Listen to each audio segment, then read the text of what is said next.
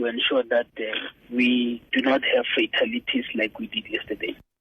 At the same time, the South African Council for the Architectural Profession says a global weather pattern shift.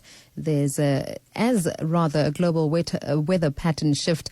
There's a need for urgent training on climate responsive design in order to mitigate against flooding in urban areas. Several parts of Gauteng were flooded following a massive downpour this week. Barry Bateman has more. The Council for the Architectural Professions Yashaen Luckan says built environment professionals must be trained to take climatic change into account during the design stage. For having large, hard areas in landscaping, road infrastructure, etc., it's a not forward-looking, responsive design to climatic shock.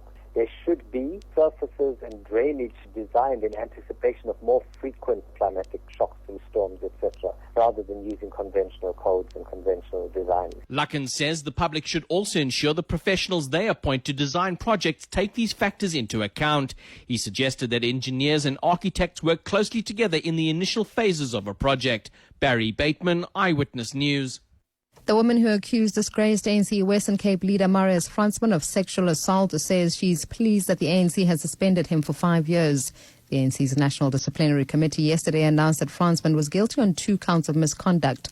The committee found him guilty of abusing his office for the purpose of attempting to obtain a sexual favor from Louisa Wynand, who was his assistant at the time. Monique Mortlock has more.